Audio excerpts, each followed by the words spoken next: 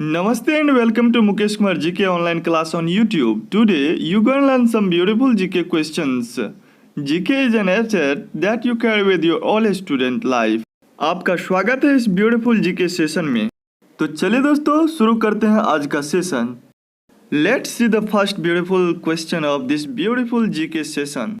सुदर्शन झील का निर्माण किस शासक के शासनकाल में हुआ था? दोस्तों इस प्रश्न का सही आंसर है ख चंद्रगुप्त मौर्य। चलिए दोस्तों देखते हैं इस प्रश्न से जुड़े महत्वपूर्ण तथ्य। चंद्रगुप्त मौर्य ने सौराष्ट्र प्रांत में सुदर्शन झील का निर्माण करवाया था। इस समय वहां का शासक पुष्यगुप्त वैश्य था। यह जानकारी रुद्रदामन के जूनागढ़ अभिलेख से प्राप्त होती है। इसी अभिलेख से यह भी पता चलता है कि अशोक के समय में सुदर्शन झील का पुनः निर्माण करवाया गया था।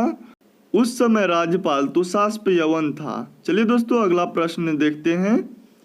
रामपुरवा में मिला उत्कृष्ट पॉलिश वाले पत्थर का बना सांड जिसे अब राष्ट्रपति भवन में रखा गया है, इनमें से किसके शासनकाल में बनाया गया था? दोस्तों इस प्रश्न का सही आंसर है क मौर्य। चलिए दोस्तों इस प्रश्न से जुड़ी महत्वपूर्ण तथ्य देखते हैं। रामपुरवा में मिला उत्कृष्ट पॉलिश वाले पत्थर पर बना सांड मौर्य युगीन स्थापत्य का उदाहरण है। इसे अशोक के शासनकाल में बनाया गया था। यह स्थापत्य अब भारत के राष्ट्रपति भवन में रखा गया है। चलिए दोस्तों देखते हैं अगला प्रश्न। मौर्य शासक अशोक द्वारा लड़ी गई लड़ाई का स्थल कलिंग वर्तमान में कहाँ है? दोस्तों इस प्रश्न का सही आंसर है घ ओडिशा। चलिए दोस्तों इस प्रश्न से जुड़ी महत्वपूर्ण तथ्य देखते हैं। अशोक द्वारा लड़ी गई लड़ाई का स्थल कलिंग वर्तमान में उड़ीसा राज्य में स्थित है।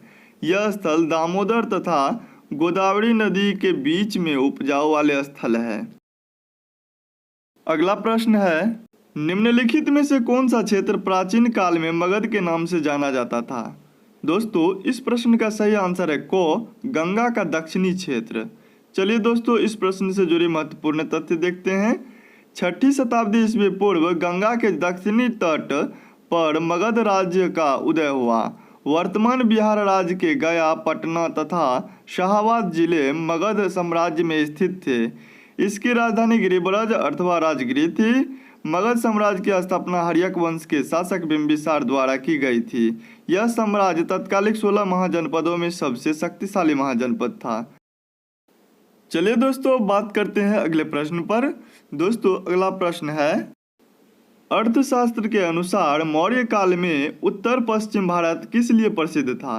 दोस्तों इस प्रश्न का सही आंसर है घ कंबल के लिए। चलिए दोस्तों इस प्रश्न से जुड़ी महत्वपूर्ण तथ्य देखते हैं। अर्थशास्त्र के अनुसार मौर्य काल में उत्तर पश्चिम भारत कंबल निर्माण के लिए प्रसिद्ध था। इन कंबलों को भीगीसी कहा जाता था। चलिए दोस्तों बात करते हैं अगले प्रश्न पर। दोस्तों अगला प्रश्न है, शाहबाजगढ़ी में अवस्थित अशोक के शिलालेख किस लिपि में है?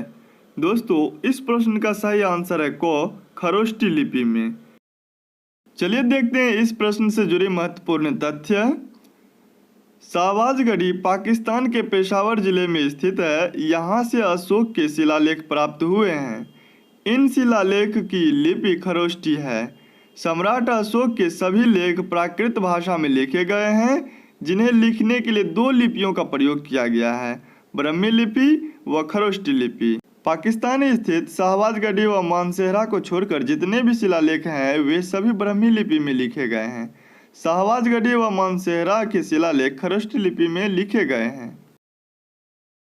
चलिए अब बात करते हैं अगले प्रश्न पर। रामपुरवा का वृषभ शीर्ष वाला अशोक स्तंभ किस राज्य में है? दोस्तों इस प्रश्न का सही आंसर है क बिहार राज्य में। चलिए दोस्तों इस प्रश्न से जुड़ी महत्वपूर्ण तथ्य देखते हैं। रामपुरवा का वृषभ शीर्ष वाला अशोक स्तंभ बिहार राज्य में पश्चिमी चंपारण जिले में स्थित है। चलिए बात करते हैं अगले प्रश्न पर। दोस्तों अगला प्रश्न है, अशोक का धम था। दोस्तों अशोक का धम क्या था? इस प्रश्न का सही आंसर है घ उपरोक्त सभी, अर्थात अच्छे व्यवहार का सिद्धांत, एक आदर्श, सम्राट अशोक द्वारा प्रतिपादित विचारों की एक समष्टि। चलिए दोस्तों देखते हैं इस प्रश्न से जुड़ी महत्वपूर्ण तथ्य। अशोक के धम्म में प्रश्नानुसार सभी विकल्प अर्थात अच्छे व्यवहार का सिद्धांत, एक आदर्श व सम्राट अशोक द्वारा प्रतिपादित विचारों की एक समष्टि समाहित थे। चलिए अब बात करते हैं अगले प्रश्न पर। दोस्तों अगला प्रश्न है, चाणक्य को और किस नाम से भी जाना जाता है? दोस्तों इस प्रश्न का सही आंसर है गो, विष्णुगुप्त। चलिए दोस्तों इस प्रश्न से जुड़ी महत्वपूर्ण तथ्य देखते हैं। चाणक्य का मूल नाम विष्णुगुप्त था। इसका एक अन्य नाम कौटिल्य भी था। चाणक्य मौर्य साम्राज्य के संस्थापक, चंद्रगुप्त मौर्य के गुरु तथा तक्षशिला विश्वविद्यालय के प्रधान आचार्य थे। चाणक्य ने राजनीति पर प्रसिद्ध पुस्तक अर्थशास्त्र की रचना की। इन्हें भारत का मैकियावेली कहा जाता है। चलिए दोस्तों अब देखते हैं अगला प्रश्न। अंतिम मौर्य शासक कौन था? दोस्तों इस प्रश्न का सही आंसर है घ, वृद्धरथ। चलिए दोस्तों अब बात करते हैं इस प्रश्न से जुड़ी महत्वपूर्ण तथ्यों पर। मौर्य वंश का अंतिम शासक वृद्धरथ था, जिसकी हत्या उसके सेनापति पुष्यमित्र शुंग द्वारा 185 ईस्वी पूर्व में कर दी गई तथा उसने शुंग वंश की स्थापना भी की। चलिए दोस्तों अब देखते हैं अगला प्रश्न। दोस्तों अगला प्रश्न है, चंद्रगुप्त मौर्य का प्रधानमंत्री कौन था? दोस्तों इस प्रश्न का सही आंसर है ख, चाणक्य। चलिए दोस्तों इस प्रश्न से जुड़ी महत्वपूर्ण तथ्य देखते हैं। चंद्रगुप्त मौर्य ने अपने गुरु चाणक्य, जिसका कि दूसरा नाम विष्णुगुप्त और कौटिल्य भी था, की सहायता से नंद वंश के अंतिम शासक धनानंद को पराजित कर मौर्य वंश की स्थापना की। धनानंद सिकंदर का समकालीन था। बाद में चाणक्य चंद्रगुप्त मौर्य के प्रधानमंत्री भी बने। चलिए दोस्तों देखते हैं अगला प्रश्न। दोस्तों अगला प्रश्न है, हिंद यूनानी शासकों के बारे में जानकारी का मुख्य स्रोत क्या है? दोस्तों हिंद यूनानी शासकों के बारे में जानकारी का मुख्य स्रोत ख अर्थात सिक्के हैं। चलिए दोस्तों देखते हैं इस प्रश्न से जुड़ी महत्वपूर्ण तथ्य। हिंद यूनानी इंडो ग्रीक शासकों के बारे में जानकारी का मुख्य स्रोत सिक्के हैं। हिंद यूनानी शासकों ने सर्वप्रथम भारत में सोने के सिक्के का प्रचलन शुरू किया। चलिए दोस्तों अब देखते हैं अगला प्रश्न। दोस्तों अगला प्रश्न है, किस मौर्य सम्राट ने जैन भिक्षु बनने के पश्चात सिंहासन त्याग दिया? दोस्तों इस प्रश्न का सही आंसर है क, चंद्रगुप्त मौर्य। चलिए दोस्तों इस प्रश्न से जुड़े महत्वपूर्ण तथ्य देखते हैं। मौर्य सम्राट के संस्थापक चंद्रगुप्त मौर्य ने अपने जीवन के अंतिम समय में अपने पुत्र के पक्ष में सिंहासन त्याग दिया तथा अपने गुरु भद्रबाहु से जैन धर्म की दीक्षा ग्रहण की और श्रवणबेलगोला पहाड़ी पर चले गए तथा वहीं संलेखना क्रिया के द्वारा एक गिरि गुहा चंद्रगिरी में अपना शरीर त्याग दिया। चलिए दोस्तों अब बात करते हैं अगले प्रश्न पर।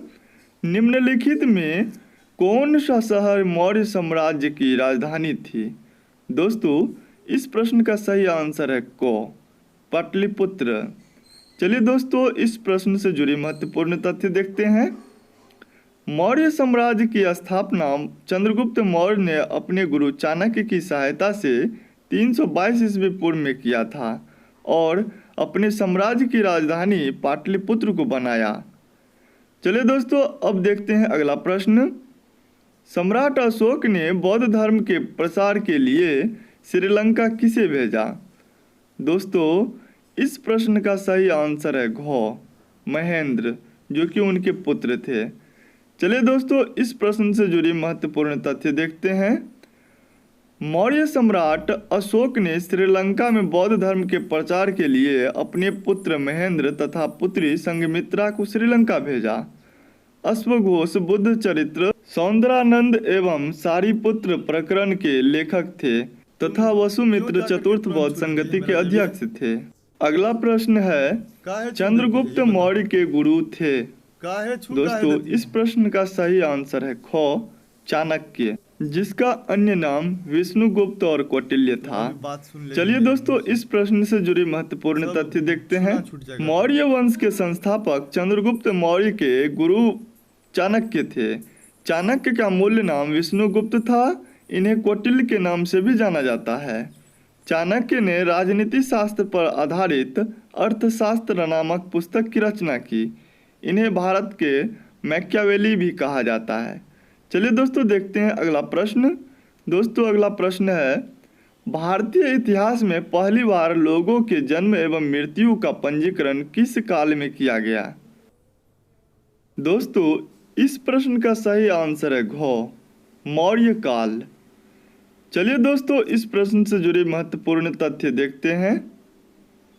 मौर्य काल में पहली बार भारत में जनगणना कराई गई। इसके तहत लोगों ने पहली बार जन्म एवं मृत्यु पंजीकरण कराया। इसका मुख्य उद्देश्य था कि ज्ञात जनसंख्या के आधार पर उचित कर व्यवस्था लागू किया जाए। मौर्य साम्राज्य की स्थापना चंद्रगुप्त मौर्य ने अपने गुरु चाणक्य की सहायता से की थी। चलिए दोस्तों देखते हैं अगला प्रश्न। भारत का राष्ट्रीय चिन्ह कहाँ से लिया गया है। दोस्तों इस प्रश्न का सही आंसर है ख सारनाथ स्तंभ से। चलिए दोस्तों इस प्रश्न से जुड़े महत्वपूर्ण तथ्य देखते हैं। भारत का राष्ट्रीय चिन्ह सारनाथ के अशोक के स्तंभ से लिया गया है। इस चिन्ह में 4 शेर एक दूसरे की तरफ पीठ किए बैठे हैं। 26 जनवरी 1950 को इसे राष्ट्रीय चिन्ह के रूप में घोषित किया गया। इस राष्ट्रीय प्रतीक के नीचे लिखा राष्ट्रीय वाक्य सत्यमेव जयते मुंडकोपनिषद से लिया गया है। चलिए दोस्तों अब बात करते हैं अगले प्रश्न पर। दोस्तों अगला प्रश्न है मौर्य साम्राज्य का संस्थापक कौन था। दोस्तों इस प्रश्न का सही आंसर है ग चंद्रगुप्त मौर्य। चलिए दोस्तों इस प्रश्न से जुड़ी महत्वपूर्ण तथ्य देखते हैं। मौर्य साम्राज्य की स्थापना चंद्रगुप्त मौर्य ने अपने गुरु चाणक्य की सहायता से की थी, जबकि पुष्यमित्र शुंग ने शुंग वंश की स्थापना की थी। चलिए दोस्तों अब बात करते हैं अगले प्रश्न पर। दोस्तों अगला प्रश्न है मौर्य साम्राज्य के विस्तृत जानकारी के लिए साहित्यिक स्रोत कौन सा है। तो दोस्तों इस प्रश्न का सही आंसर है ग क और ख दोनों, अर्थात कौटिल्य का अर्थशास्त्र और विशाख दत्त का मुद्रा राक्षस। अब चलिए दोस्तों देखते हैं इस प्रश्न से जुड़े महत्वपूर्ण तथ्य। कौटिल्य का जो अर्थशास्त्र था उसके अनुसार कौटिल्य का अर्थशास्त्र मौर्य वंश के राज्य व्यवस्था की विस्तृत जानकारी देता है। यह 15 अधिकरणों में विभक्त है। अर्थशास्त्र मुख्यतः सूत्र के गद्य रूप संस्कृत में है। और मुद्रा राक्षस है विशाख दत्त कृत मुद्रा राक्षस नंद वंश के पतन तथा मौर्य वंश के उत्थान के बारे में जानकारी देता है। अगला जो साक्ष्य है वो यह है इंडिका। मेगास्थनीज की इंडिका मौर्य काल के प्रशासन, समाज और अर्थव्यवस्था पर प्रकाश डालता है। और जस्टिन कौन थे। तो यूनानी लेखक जस्टिन के अनुसार चंद्रगुप्त मौर्य ने पूरे भारत पर विजय प्राप्त की थी। और अगला जो लेखक थे वे थे दीपवंश एवं महावंश। इसके अनुसार अशोक ने बौद्ध धर्म का प्रचार प्रसार श्रीलंका में किया। साहित्यिक स्रोत के अलावे कुछ अभिलेख भी प्राप्त हुए हैं। जो जूनागढ़ अभिलेख है, रुद्रदमन का जूनागढ़ अभिलेख संस्कृत में लिखा हुआ है, में चंद्रगुप्त मौर्य के नाम का उल्लेख किया गया है। इसमें मौर्य काल में निर्मित सुदर्शन झील की जानकारी मिलती है। इस झील का निर्माण चंद्रगुप्त मौर्य के शासनकाल में पुष्यगत वैश्य ने गुजरात के सौराष्ट्र प्रांत में सिंचाई व्यवस्था के लिए कराया था।